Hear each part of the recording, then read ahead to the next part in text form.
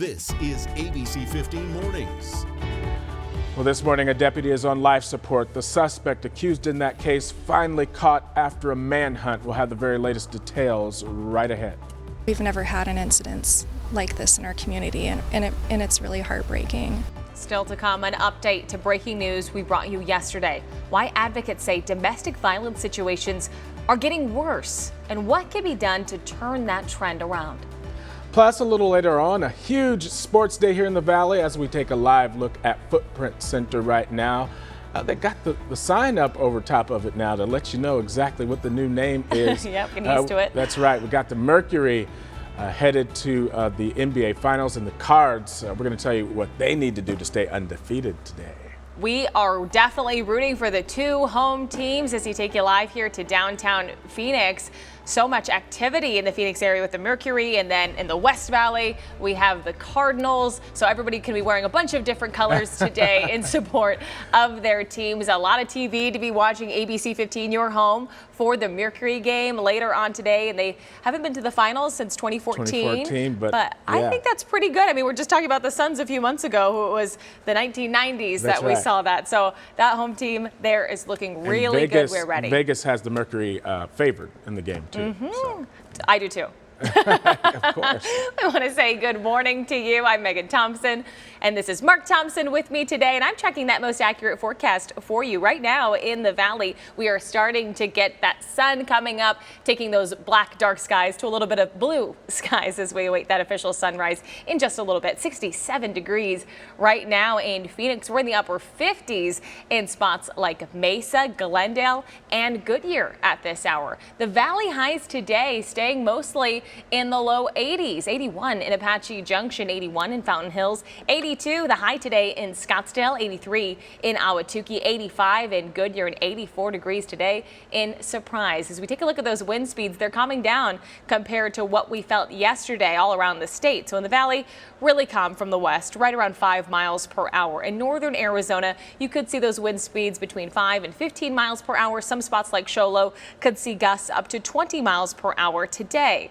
However, as we look ahead to tomorrow, that's when things are really going to change. Winds, they are going to kick back up all around the state, creating high wind watches that will go into effect for some parts of our state. We're tracking high country snow as well, the first of the season, and a big cool down for us here in the Valley next week. Our own cold snap for the first of the season for us, and even some rain chances in that forecast. We'll walk through that 7-day still ahead.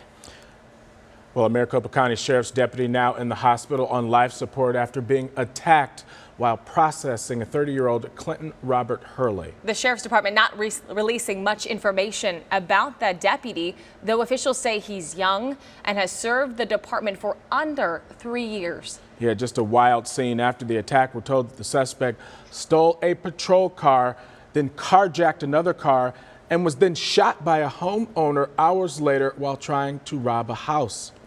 Point in time thereafter, another deputy inside the district found him unconscious, bleeding from the face. And this is the perfect example of what evil looks like. Multiple agencies then going on a manhunt to catch him before he was found in Tonopah. Now that deputy who was attacked is in dire condition this morning. His family is now with him at the hospital, so we wish him definitely a speedy recovery. All right. Well, ABC15, of course, we're going to continue to track the very latest developments in this case, and as soon as we have more details, we will be sure to update you right here on air and online at abc15.com. Megan. Also new this morning, a scary scene overnight. You can see police responding to a rollover crash near the I-10 on-ramp at 51st Avenue. There were 2 cars involved here. We're working to learn more for you this morning about any injuries. And crews responding to a crash with injuries in Scottsdale overnight. This was the scene on Scottsdale Road and Shea Boulevard just before 3 a.m. This was a single car crash. We're working to learn more information for you right now, and we'll be sure to pass that along. And all lanes of I-10 back open this morning. The ramp at 91st Avenue and several lanes were closed overnight while crews investigated a rollover crash. We're told everyone involved is expected to be okay, but it definitely a rough night on those roads. Please be safe out there. This morning, we're continuing to see an increase in domestic violence situations. Yeah, yesterday here on ABC15 Weekend Mornings, we brought you that breaking news report. A husband apparently shooting and killing his wife before taking his own life. And today, we're hearing from neighbors for the very first time. As our Ashley Paredes shows us, advocates are offering help to those who are suffering. Spotlights going through our windows. It was very terrifying. We weren't sure at the time what was going on. Neighbors waking up to helicopters overhead and a large police presence, later learning what had happened. It's a tragic incident, October, as many of you are aware, is Domestic Violence Awareness Month. We've had several incidents in the last couple weeks that have involved domestic violence, homicides, and this is just another example of that. Phoenix police receiving a 911 call overnight from a man reporting to have shot his wife and that he was next. Officers arriving to their home near 17th Avenue and the 202, attempting negotiations for several hours. With no response, officers deciding to go inside, discovering the married couple, 51-year-old Daniel Chacon and 50-year-old Christina Becerra, both dead. We've never had an incident like this in our community, and it's really heartbreaking. A preliminary investigation leading police to believe Chacon shot his wife and then himself. Domestic violence advocates saying this is happening all too often, an alarming reality. I think there's a number of reasons why we're seeing these domestic violence situations that are more lethal. I think it's definitely the impact of the pandemic and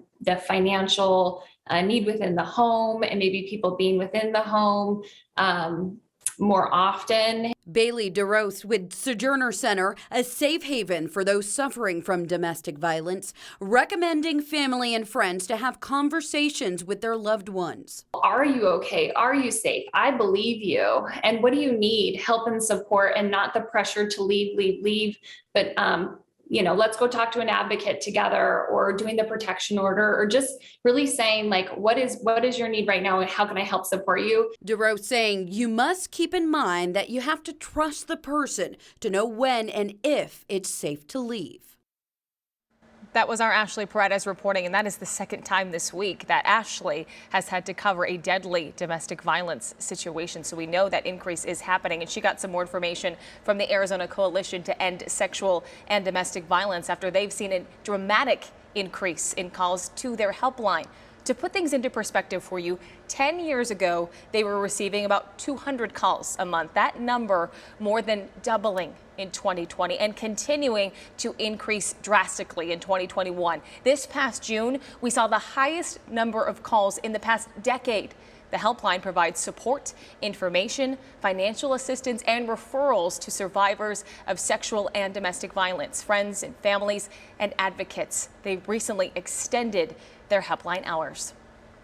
Now to the very latest on the coronavirus. The Arizona Department of Health Services reporting more than 2,500 new COVID cases in the past 24 hours, bringing our state's total number of cases to well over 1.1 million. There are also 31 new COVID-related deaths to report. More than 20,000 Arizonans have lost their lives to the virus since the start of the pandemic. Vaccination efforts, they continue nationwide, and new mandates have employers either rolling up their sleeves or looking for a new job. All this while travel is at an all-time high. Ty Hernandez reports. As the daily number of COVID-19 cases and hospitalizations falls, the number of people traveling is on the rise. The TSA says its agents screened 2.1 million people on Friday. The last time they screened that many people was at the start of August. Just 65% of Americans are now fully vaccinated. There are some communities that are really well vaccinated and really well protected, and then there are pockets of places that have very little protection. And the virus isn't stupid. It's going to go there. The White House reporting 7 million doses administered in the past week, the highest weekly total since early July. Vaccine mandates continue to go into effect. In Washington, Seattle police officers have until October 18th to submit proof of vaccination or face the possibility of getting fired. More than 200 officers haven't done it yet. Meanwhile, the number of pediatric cases of the virus is declining, but some children's hospitals are reporting an uptick in cases of MIS-C, a rare pediatric inflammatory syndrome that causes an inflammation of the heart, lungs, and kidneys. And we know that the Delta variant has really impacted kids more than previous waves have done. And so it's not really that big of a surprise. A couple weeks after your first cases of COVID start rolling in, then you start seeing your MIS-C cases roll in. Children under 12 are not yet eligible for the vaccine, but that could soon change. Pfizer has requested emergency use authorization of its vaccine for kids between 5 and 11 years old. Ty Hernandez, ABC News, New York. Dozens of flights canceled. Still to come here on ABC 15 Mornings. We've got a few major travel alerts you need to know about as you start up your Sunday. And Footprint Center, it's going to be hopping in just a few hours as the Mercury, they're playing for a title. The WNBA Finals, they're about to tip off right here downtown. And there's also a pretty big game in Glendale today what the Cards need to do to move to 5-0. That's next.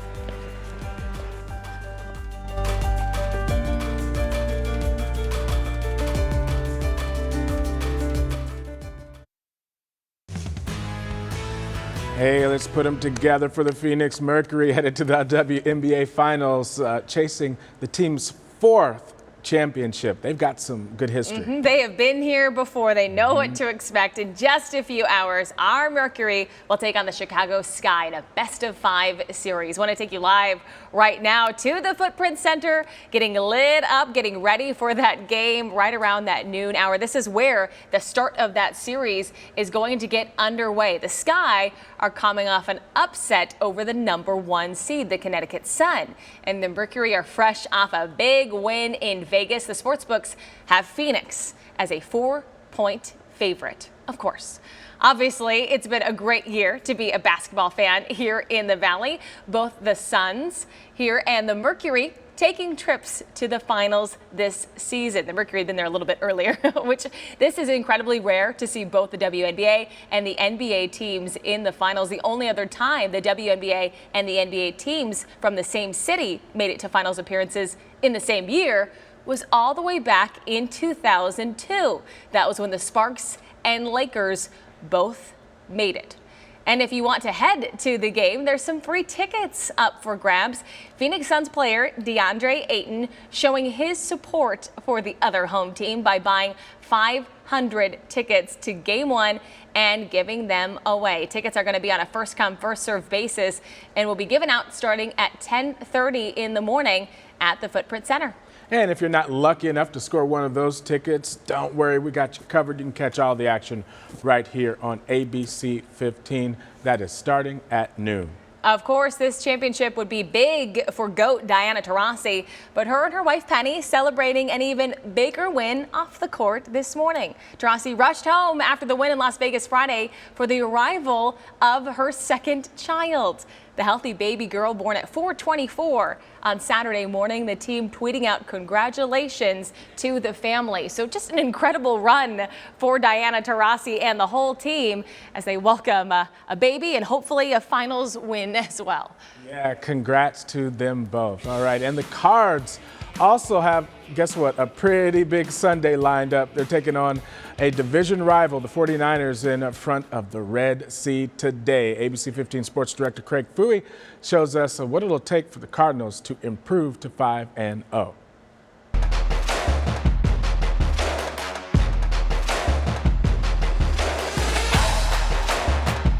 Time for our keys to victory. Week 5, the Cardinals hosting the San Francisco 49ers at State Farm Stadium. Number 1, let Kyler be Kyler. He is number 1 in completion percentage, all the quarterbacks in the NFL. Number 1 in passes of 25 yards or more, and number 2 in offensive touchdowns. Let him be himself. Number 2, continue to let Kyler spread the ball among his receivers. He has 4 receivers, all 4 of them, with over 200 yards so far this season. They've all scored at least 1 touchdown. That's good because you have 4 receivers on pace for 1,000 yards. And finally, number 3, we don't know if it's going to be Jimmy Garoppolo at quarterback or rookie Trey Lance. You've got to prepare for both, but I think you have to come up and stop the run. There's your keys to victory. And if you're headed to the game today, you can expect a heartwarming halftime. Cigna employees, along with 125 cancer survivors, they will be honored with a performance alongside the Cardinals cheerleaders. It is for a crucial catch intercept cancer. It's the 12th year that Cigna has teamed up with the Cards to raise awareness for breast cancer and the importance of preventive screenings. Megan? Well, if you are heading out to the big game today at Cardinals Stadium, here's what you were looking at today. Now, Colin, our producer in the booth right now, he's asking me this morning, hey, what should I wear to the game? I got you, Colin, and I got all of you at home. Here's what you need to know. By noon, we'll still be in those 70s, so a really nice gradual warm-up for us today out of the 50s in some parts of the valley, the 60s this morning, not climbing out of those 70s until after the noon hour. Right around 1 p.m. is when we expect to hit 80 degrees, then 83 degrees by 3 p.m. and then by 4 p.m. 84 degrees. That kickoff is at 1:25 today. So a whole lot of sports going on. If you're going to the game, if you're watching the games here in the valley. The high today, 84 degrees, which does put us well below average for this time of year. The average is at 92 degrees, so we're about 8 degrees cooler than where we should be. It was a similar story yesterday, so just a couple degrees lower today with that low pressure system that has been moving into the valley. Brought those winds too to the high country, especially today as we look around the state at those highs. 68 in Winslow, 59 in Heber, 61 the high today in Cholo, 78 the high for you in Safford, 82 in Casa Grande, and 85 degrees in Gila Bend. Upper 60s in Prescott for a high, 60 degrees on the Grand Canyon, 74 in Kingman. And as we look to the west along the Colorado River Valley, getting closer to 90 degrees in Yuma, but spots like Lake Havasu City in the low 80s, and Quartzsite also right around 84 degrees for us. But some changes are really moving in starting tomorrow into Tuesday. Here's what we're looking at here in the valley. Our first cold snap of the season, where we're going to see these temperature slingshot kind of below normal, about 10 to 20 degrees in some spots of the valley, with a chance of a drizzle in your area. Some rain in the forecast. Also, high country snow. On Monday, we'll start around 8,500 feet for that snow level. Then on Tuesday, we'll drop to above 5,000 feet for our snow level. So we could see between 1 to 4 inches of snow by the time this storm system is said and done. We have a high wind watch that will take effect in parts of northern and northeastern Arizona, with winds between 25 and 35 miles per hour in spots like here in the valley, but we could see gusts up to 60 miles per hour in other spots in northern Arizona where that watch will take effect. So this low pressure system brought that wind yesterday to the high country and a little bit to the valley, is moving on out of here. It's that second system I was telling you about yesterday that moves in starting late Monday night into Tuesday morning. This is Tuesday at midnight, where we see that rain and snow mixture in the high country and the potential for it to move our way over the next few hours. It does move on out of here very early on Wednesday morning completely, and then we dry out from there. As we take a look at that wind tomorrow, 60 miles per hour in the high country for those gusts, valley wind gusts up to 25 miles per hour. You may want to limit your travel in some areas. Your Phoenix forecast, 85 tomorrow, 84 today, and then 70 degrees on Tuesday. So we have that very large temperature drop of about 15 degrees with those storm chances hanging around in the morning. And the 70s stay with us through Wednesday, and then the 80s do return on Thursday, Friday, even getting back into those 90s as we look to next weekend. In the Flagstaff area, take a look at that forecast. We're dropping from the upper 50s to 40 degrees Monday into Tuesday, with that mix of snow and rain showers possible late Monday into Tuesday. Sunshine does return on Wednesday with a high near 52. Megan, thank you. Now take a look at this new video just in this morning. The volcano eruption on Spain's La Palma Island continuing. As you can see, lava was spotted floating down that road. Just an incredible scene there. Around 6,000 people still can't return to their homes, as scientists say that the eruption is still unpredictable right now, so they want to keep people safe. Also caught on camera, an American airline flight emergency landing. Flyers forced to get out of that airplane while authorities took someone into custody at LaGuardia. Passengers, they are saying that someone was acting suspiciously and made some type of bomb threat. All passengers and crew members are safe this morning.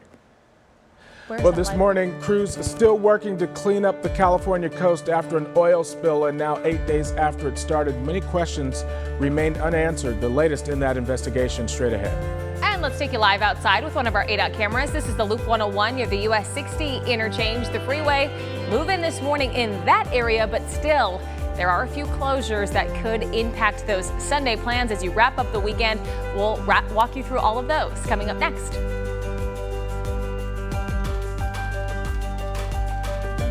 Thanks for watching ABC15 Arizona, streaming 24/7 on Roku and these streaming devices. And we're coming up on 6:25 on your Sunday morning. We've got a few big travel alerts to tell you about this Sunday. Several Southwest flights from Sky Harbor canceled today. In total, the airline has canceled 122 flights across the nation. We're told it's because of air traffic control issues and weather delays. And lots of people, they're rebooking their travel right now. You can check to see if your flight is impacted at skyharbor.com. Well, just in this morning, the northbound lanes of the State Route 87, they are back open. They were shut down for a time all night and into the morning at Bush Highway. We're told that this is because of a semi-fire at milepost 228, the road reopening just about an hour ago.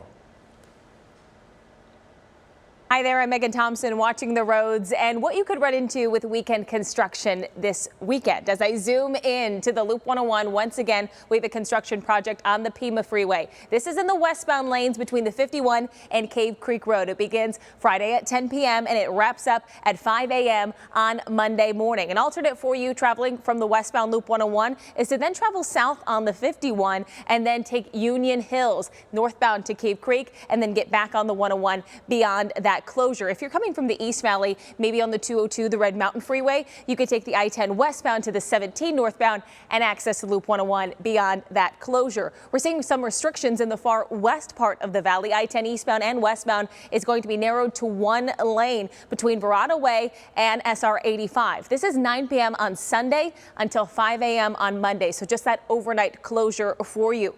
Closed for storm drain construction is the I-17 at eastbound Thunderbird Road. That is going on right now, and that's not going to wrap up until 5 a.m. on Monday. So be prepared for that one. Some alternates for you: Peoria Avenue, Cactus Road, or Greenway. We have all of this posted for you online right now at abc15.com.